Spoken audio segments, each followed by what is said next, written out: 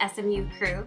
This week's training, you are in for a treat because I'm going to be teaching you all about how to handle with ease trolls, haters, and negative comments. And let me tell you, in this industry, it's something you have to know how to handle, not only for your clients, but for yourself as well. I've been through every single one of those scenarios, and I have a plan for how to handle it before it even begins, so that way you feel fully prepared and you're not taken by surprise and you don't feel like you're overwhelmed or start to feel that spin that happens when trolls start to hit one of your Facebook ads or one of your clients' posts, or if a crazy mommy community flips out on something that you post. So I'm going to teach you all about how to handle those things with ease and how to set your clients' minds at ease. So I'll see you in the training. Hey SMU crew, guys, this week's training has me so excited because we are going to finally be diving into something that I have learned a lot about this year.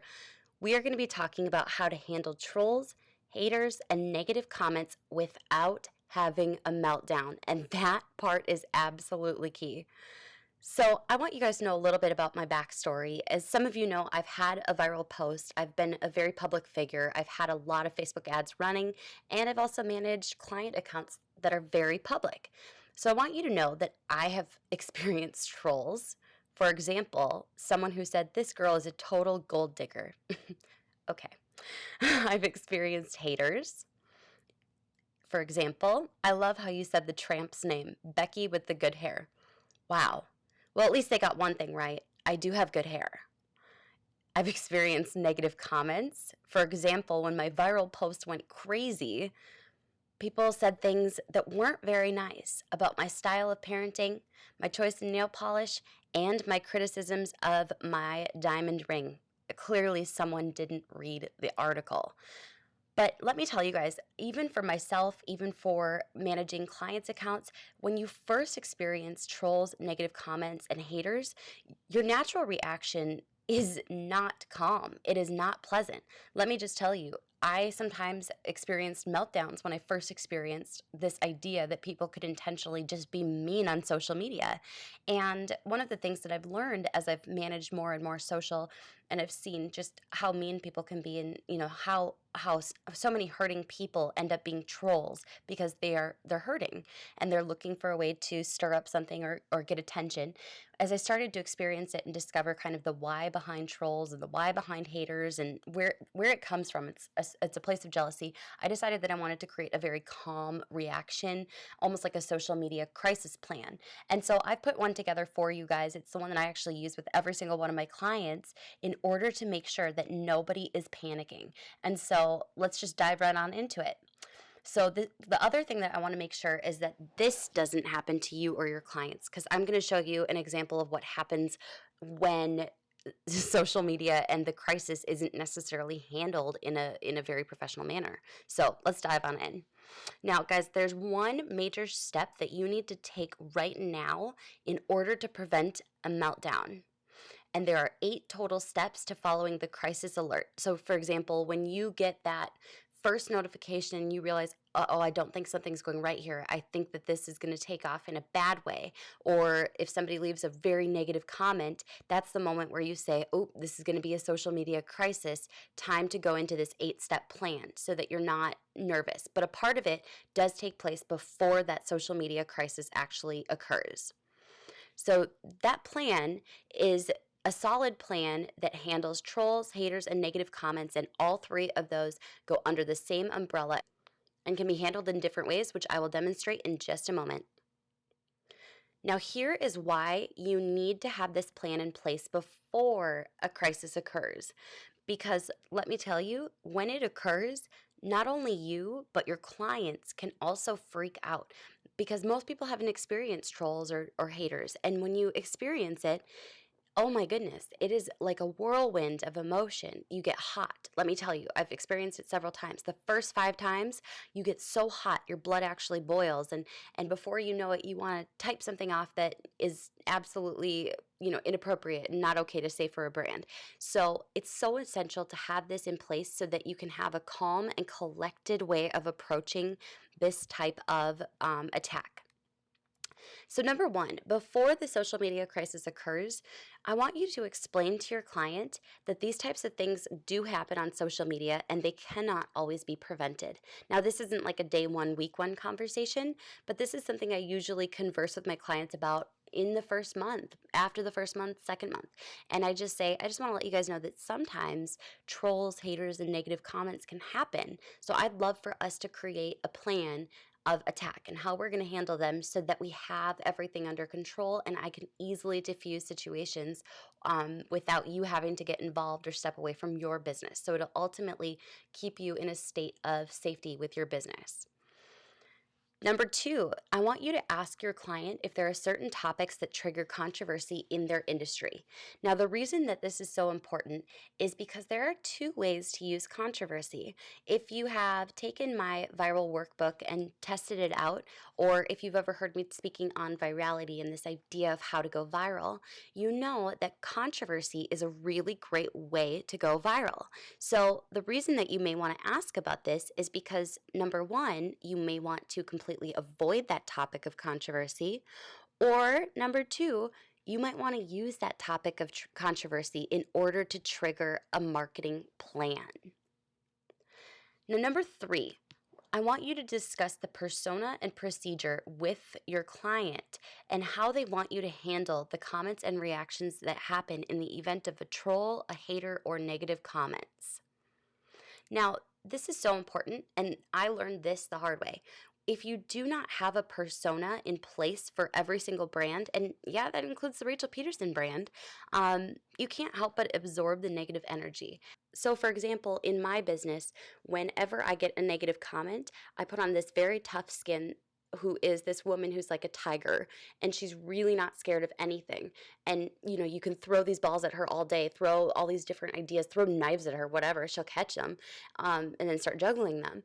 It's this super woman who can handle absolutely everything, and all of the critiques that she gets, she puts it into one of two categories. It's either this is a valid criticism or critique of my business and something I can implement immediately, or you know what, this isn't valid. This is somebody that has no idea what they're talking about. Now, how do you know whether or not a criticism is valid?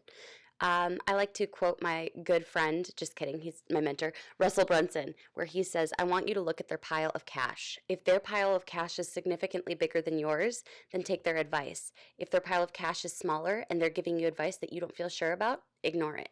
And that's been a pretty good way for me to look at my business as for the most part.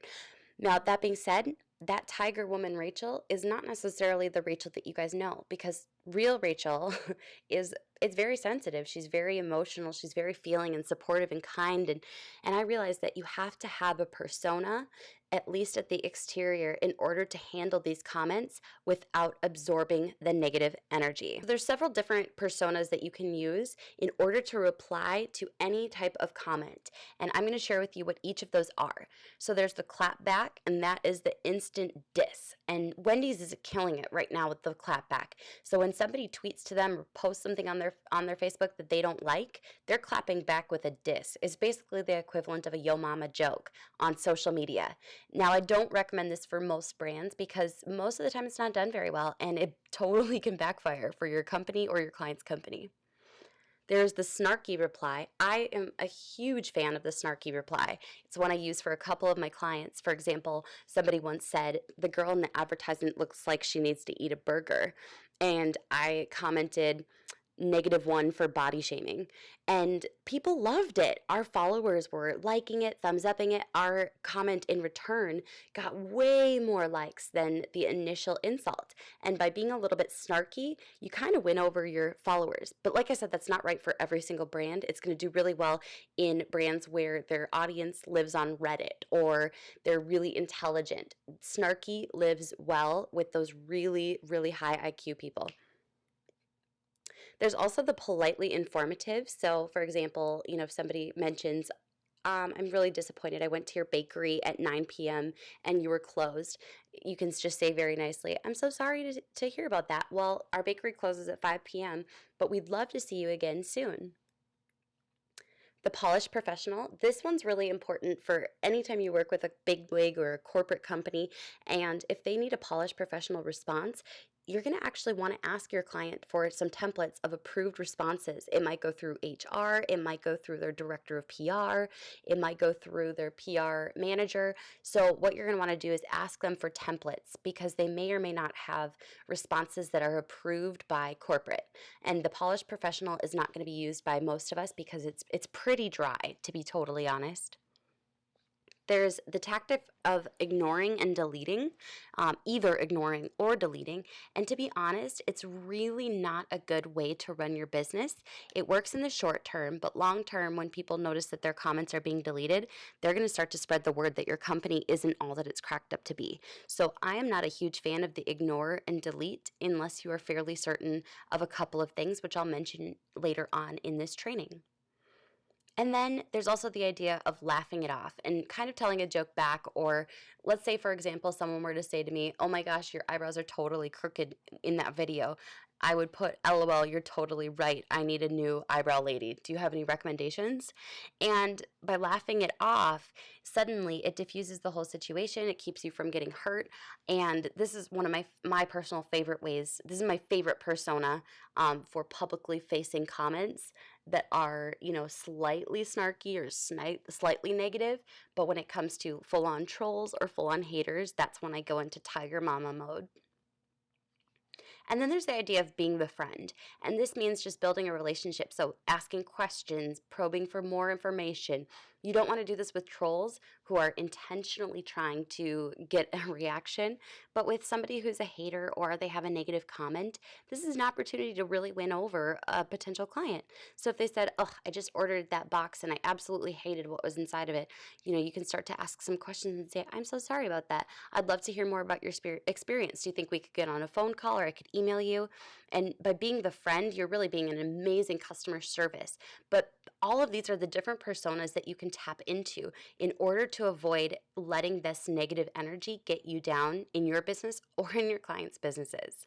Now we're going to take a look at some of the different personas in action. Not every single one of them is represented here, but I wanted to show you guys a couple that have gone really well. So for example, this guy says, "Nothing better than having a delayed flight. Sarcasm at its finest. Please get me home soon."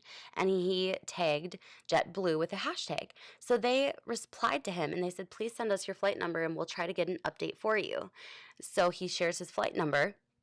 And they respond with when his flight is going to be in there. So they were being the friend. It's that over-the-top customer service. Suddenly, they went from a bad situation to somebody who's like, "Oh my gosh, I love this brand forever. That's amazing." They went over and above. They feel like a friend to me. Now, this one's funny just because it's kind of just a negative comment. When you call someone and it goes through to their Tesco mobile voicemail, "LOL," and they just kind of clapped back a little bit. And it's a little bit between a clap back and a snarky comment. When you realize your mates are ignoring you, "LOL." And this wasn't a negative comment towards them, but they just went for it and put that, snarky clap back out there. So props to them. Now, this is really cool. I absolutely love to see these types of threads.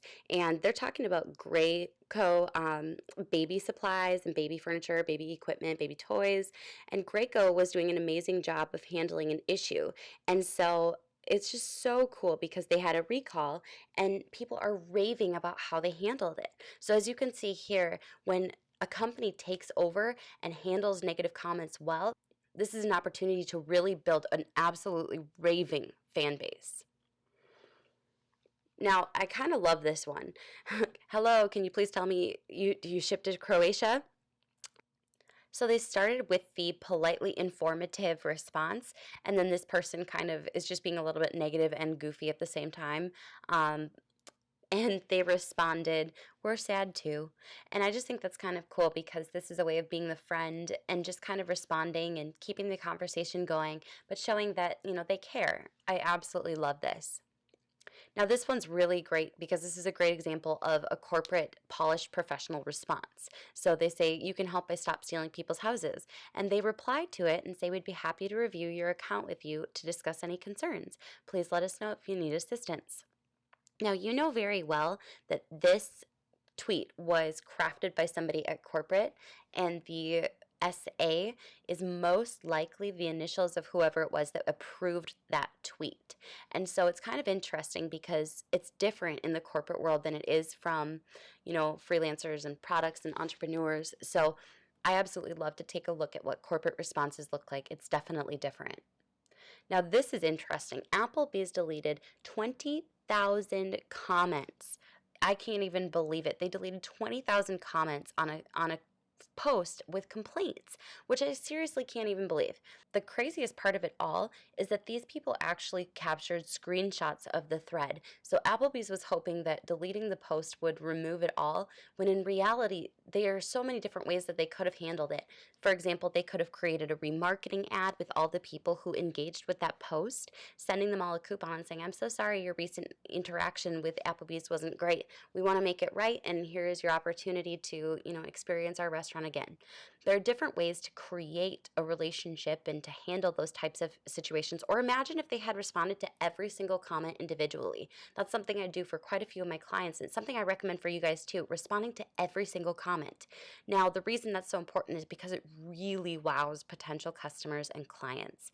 But Applebee's went with the ignore and then finally delete, and they upset a lot of people because they felt like they were hiding something. So I am not a fan of the ignore and delete persona. Now, each of these different personas has a time and place depending on the brand you're representing, and sometimes there's even more than one persona that makes sense for a brand. What I want you to do is to discuss it with your clients, come up with one or two personas that make sense, and have that action plan in place for when it's time, just in case, because you never know when it's going to hit. Now, step 4 is to alert the client to the issue in case something happens and keep them informed, but ask them to please stay off social media. This is so important, and I'm going to tell you why. One of my clients was on Shark Tank. I don't know if you guys knew this, but they were on Shark Tank, and I was so excited. I was telling them, this is amazing. I've heard this is worth millions in PR. Our sales are going to skyrocket. This is going to be just an incredible, opportunity for exposure. And I was still kind of new to the company as having them as my client. I was seriously so excited until I saw the Facebook posts that were coming. And this is one that was actually pretty mild. I saw death threats. I saw people who were hacking into accounts and trying to change the passwords on social media. There were all these things that just said horrible things, and they were using words that are language and words that were so inappropriate. I couldn't even believe it, and I realized that something went drastically wrong. I got a text from my mom and my sister, and they said, your client was just on Shark Tank. Do you know what happened? And obviously, I didn't have an idea yet until that evening when I talked to my client and discovered that it did not go well.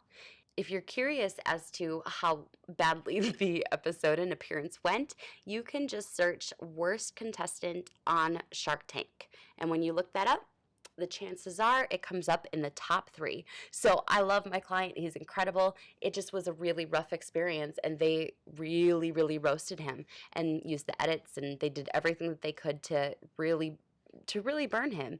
So what happened from there is that we didn't have a plan in place. And so, of course, my client got emotional and upset. And so did the whole team, because it's hard not to take it personally if you don't prepare for what could happen. So now my client is tweeting back to people and posting and replying to comments, and he's really upset and snarky, and people are friending him on Facebook, and they found some of his posts on Facebook and shared those on social media. It just was this terrible situation. So now I had twice the damage control to implement. So as you can see, it's really important to have the plan in place and to prepare just in case to keep your clients off of social media. So then step 5, after the social media crisis, follow the predefined persona and procedure standard. Now, in terms of the procedure standard, what I personally recommend is replying to every single comment and tweet as hard as it is. I highly recommend it because it's an opportunity to actually invite your fans to stand up for you. And that's a great way to handle it. I'm personally a fan of, actually leaving negative comments and either responding to them myself or letting my followers and, the people who know, like, and trust me to stand up for me and say, actually, that's not true. That's not who she is. And I can guarantee you guys that someday I'm going to run ads and people are going to say some really, really terrible things. So what I recommend is responding to every single comment or tweet. Now, one thing I do want to say is if you yourself are emotional or upset, or you feel that hot feeling rushing through your body, step away from the keyboard and take a break. You can come back in an hour and handle it once you've cooled off, because that is very, very helpful. It's so much easier to step into that persona when you're not super upset. Now, this is an example of what it looks like when a company posts when they are upset. Amy's baking company went a little bit crazy, and she actually shared a post that probably never should have seen the light of day. And so this post, posted in an emotional moment, got a ton of attention. Now, was this an intentional media manipulation? Possibly, but I think everyone's like, really? Like, come on, what are you doing? This is emotional. You're a business owner. Don't go there. So, what I highly recommend, like I said, is if you or your clients are emotionally distressed, step away. It'll be there waiting for you in an hour. So step 6 is optional. Delete any comments that are abusive in nature or filled with vulgar language. And this is really important because if comments have vulgar language or are things that are offensive to your potential visitors or your potential future following, I do recommend deleting them, especially if it's something that's really abusive. We don't have to tolerate abuse. I personally sometimes might leave it and respond to the person in a way where my followers say, oh my gosh, that's amazing. Did you see how she handled that? Anyone who is abusive in nature or is swearing at you or threatens you in any way, delete them and ban them from the page. That is unacceptable and that breaks the codes of what social media is about. Now, number 7, I do recommend responding quickly. Do not let more than 24 hours go by without handling negative comments. Now, I actually recommend handling them as fast as possible because the thing about trolls, if you leave them alone for too long, they multiply. It's almost like, what is that? Those chicks and peas? Chicks and hens and chicks, well, whatever it is, they're those little plants where they multiply and they're really cool and they're cute. But what I recommend so highly is handling it as soon as humanly possible.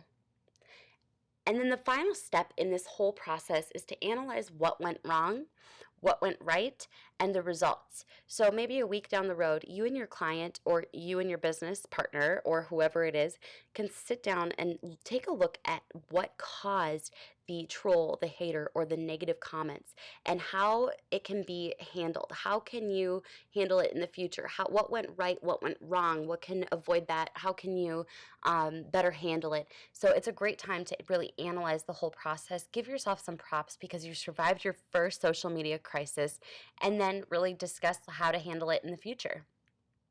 Remember, a well-handled social media crisis can actually create raving fans for you and your brand or your client's brand. This is so important. So remember that. A well-handled social media crisis can actually create raving fans for you and your brand. Do not forget that. And we are all set. You guys are ready to handle trolls, haters, and negative comments. I'll see you next week, SMU crew.